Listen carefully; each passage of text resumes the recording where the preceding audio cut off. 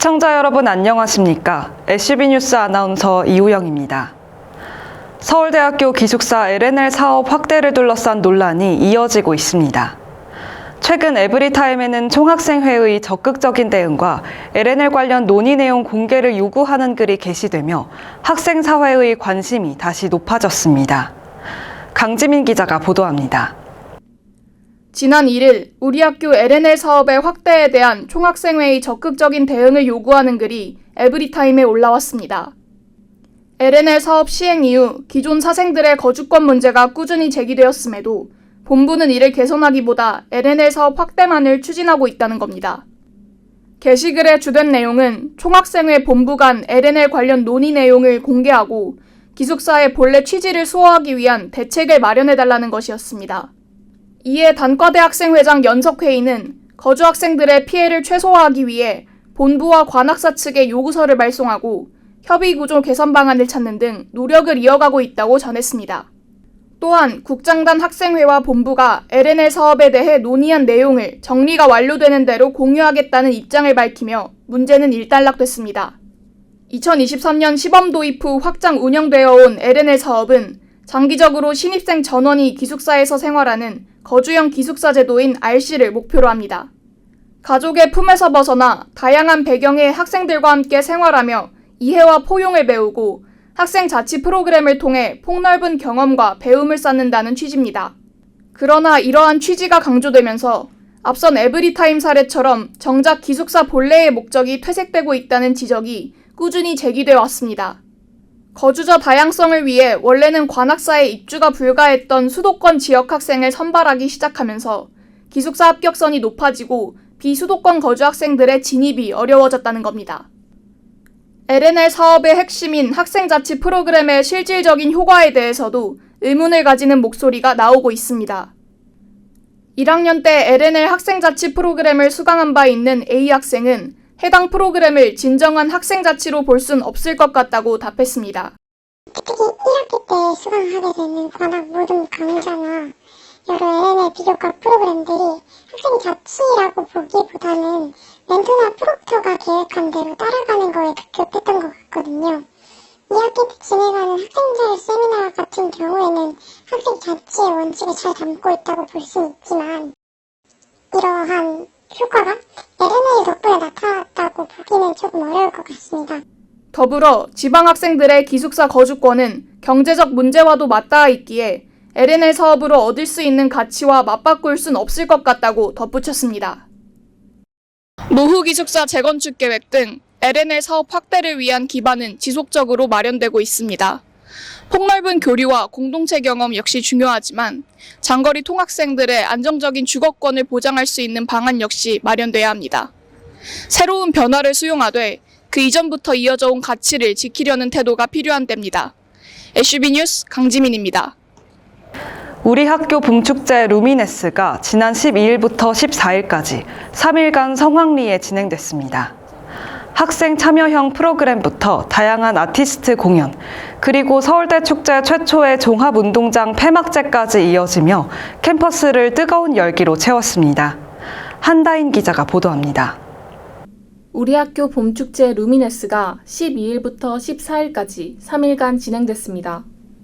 루미네스는 빛을 뜻하는 라틴어 루멘에서 출발한 이름으로 서울대학교 표어 진리는 나의 빛에서 영감을 받아 탄생했습니다. 서울대학교 축제하는 사람들 측은 루미네스라는 새로운 이름에 대해 축제란 각자의 빛으로 빛나는 사람들이 모이는 공간이라는 의미를 담아 기획했다고 밝혔습니다. 이번 축제 1일차 낮에는 잔디광장에서 액티비티형 단체 게임 경찰과 도둑과 특별 공연 루미네스 이브 데이 1이 진행됐습니다. 밤에는 잔디광장에서 별에는 캠핑 행사가 이어지며 축제의 즐길 거리를 더욱 풍부하게 만들었습니다. 이번에 되게 안심으로 하셨다고 들어서 신입생인데 너무 즐거운 것 같습니다. 2일차에는 랜덤 플레이 댄스 히트 더 스테이지와 Say My Name, Can't Be Blue 등 여러 아티스트들이 함께한 루미네스 이브 데이 2 위드 딩가딩가 스튜디오가 진행됐습니다. 1, 2일차에 걸쳐 운영된 6개의 먹거리 부스와 2개의 예술 부스를 통해 학생들도 축제에 주체적으로 참여하며 행사에 더욱 열을 올렸습니다. 축제 마지막 날인 3일차에는 폐막제가 열리는 대운동장 앞으로 긴 줄이 늘어서며 학생들의 높은 기대감을 보여줬습니다. 기존 2일차에 진행되던 샤운드 오브 뮤직 행사가 올해는 3일차로 옮겨 진행됐고 개교 80주년 기념 루미네스 선포식까지 더해지며 축제 마지막 날을 더욱 다채롭게 만들었습니다. 특히 이번 폐막제는 서울대학교 축제 최초로 대운동장에서 진행된 축제였습니다.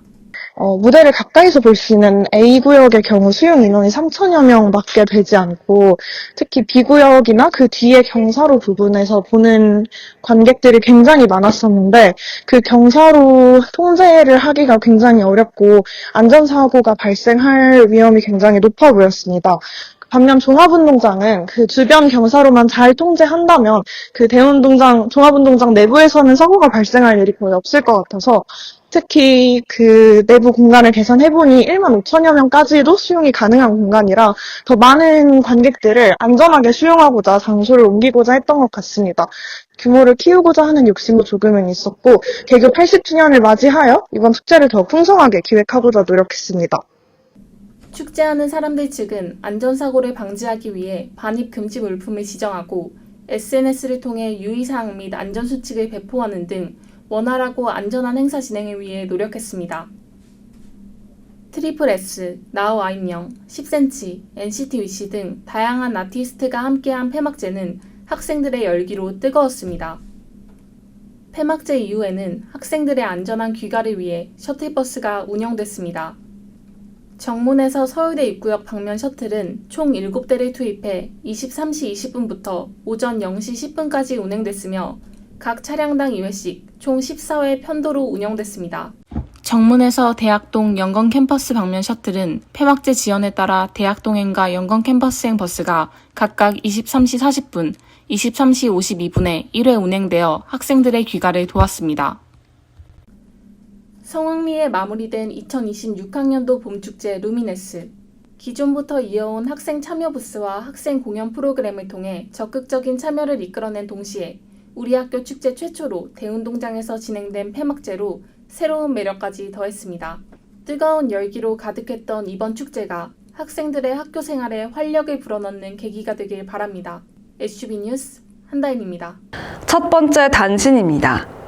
서울대학교 인문대학이 교육 및 연구공간 확충을 위해 5동, 6동, 7동 증축 공사를 추진합니다.